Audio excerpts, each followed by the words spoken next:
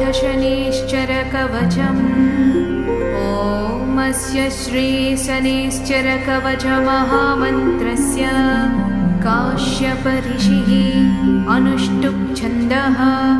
शनिश्चरो देवता शं बीजं नं शक्तिः मम कीलकं मम शनिश्चरग्रहप्रसादसिद्ध्यर्थे जपे विनियोगः करन्यासः।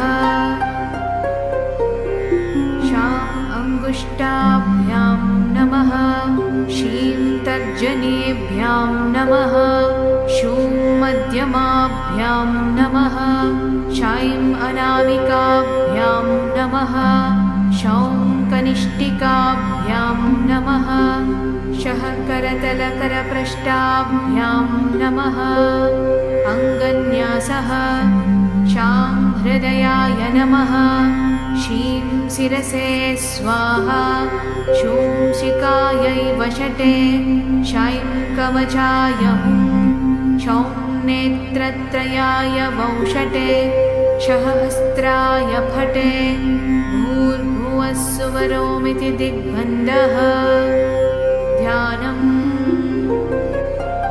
चतुर्भुजं शनिं देवं चापतूनीकृपानकम् वरदं भीमदं श्रं च नीलाङ्गं वरभूषणं नीलमाल्यानुलेपं च नीलरत्नैरलङ्कृतं ज्वालोद्वमुकुटाभासं नीलकृद्रारदान्वितं मेरुं प्रदक्षिणं कृत्वा सर्वलोकभयं वहं कृष्णां वरदरं देवं द्विभुजं गृध्रसंस्थितं सर्वपीडाहरं नृणां ध्यायेत् ग्रहगणोत्तमम्।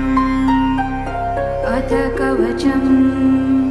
शनिश्चरो शिरो रक्षेत् मुखं भक्तार्तिनाशनः कर्णौ कृष्णाम्बरः पातु नेत्रे सर्वभयङ्करः कृष्णाङ्गो नासिकां रक्षेत् कर्णं मे च शिखाण्डिजः भुजौ मे सुभुजः पातु हस्तौ नीलोपलप्रभः पातु मे हृदयं कृष्णः कुक्षिं सुक्षोदरस्ततः कटिं मे विकटः पातु ऊरु मे घोररूपवान् जानुनी पातु मे दीर्घो जङ्घे मे मङ्गलप्रदः गुल्पौ गुणकरः पातु पादौ मे पङ्गुपादकः सर्वाणि च माङ्गानि पातु भास्करनन्दनः।